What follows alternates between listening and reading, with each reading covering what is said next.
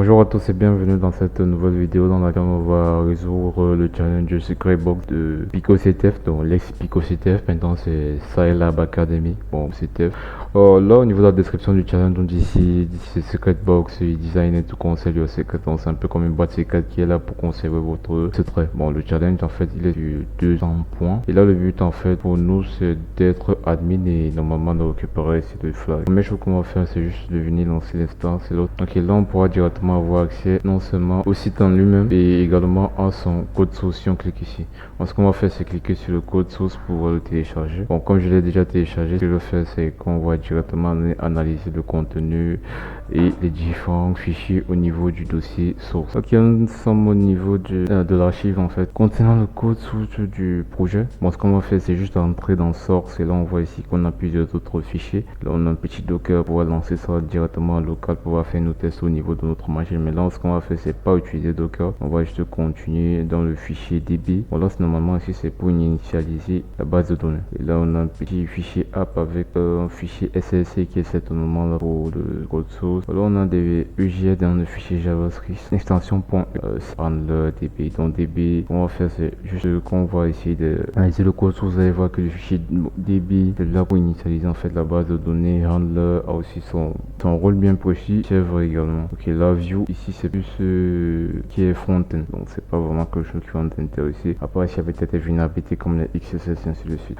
Ok, ce qu'on va faire directement c'est on va directement aller analyser notre fichier. Bon, on va directement aller analyser les fichiers tels que le fichier db, handler et serveur où en fait s'il n'y a pas de vulnérabilité que l'on pourrait exploiter. Ok, et là on peut passer à l'analyse directement dans notre code au niveau de BIMTech. Ok, la première chose en fait, bon, le premier fichier que j'ai analysé c'est juste le fichier db.js ici. Voilà, il n'y a rien de vraiment, comment on peut dire, rien de grosse vulnérabilité ici, à part le fait en fait que le fichier dbs ici, son rôle c'est plus d'initialiser la base de données.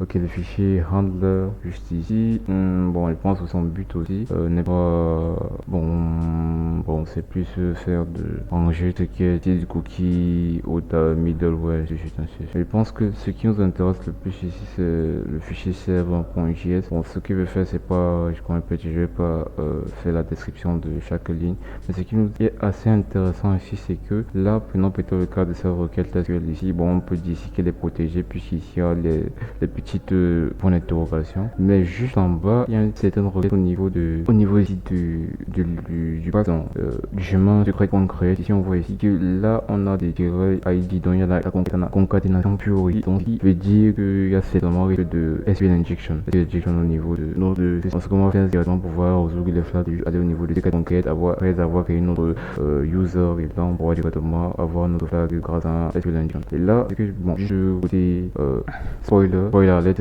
pour déterminer quelle est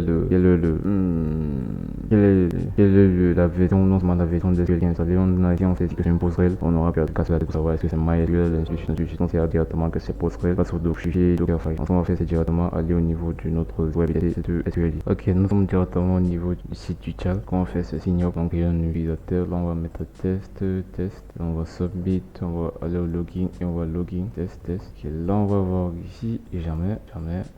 Puis on va créer ton nouveau secret. Là on voit ici qu'on est bel et bien sur le pass un chemin secret pour créer. Et là on peut tester ici s'il s'agit bel et bien d'une SQL de type PostgreSQL. On en ceci et tac. Et là on voit bien. Bon, on voit ici qu'on a bel et bien une erreur au niveau du site. Donc ce qu'on va faire c'est juste, bon, j'ai déjà eu à taper le payload en fait qui va nous permettre ici de récupérer directement le flag. Donc c'est juste une concaténation en fait de requêtes SQL qui vont nous permettre ici de chercher au niveau du content, donc de la table content en fait du secret dans le owner ID vaut ceci en fait. Donc c'est un peu comme ça que c'est bon. Et là si je submit directement pour voir là qu'on a bel et bien le flag ici, on peut aller valider au niveau du site l'ancien Pico CTF qui est devenu maintenant Scilab Academy. Je pense que c'est tout pour cette petite vidéo concernant la résolution du challenge Secret Box. Bon, c'est tout pour moi. Je vous donne rendez-vous dans les prochaines vidéos et vous invite à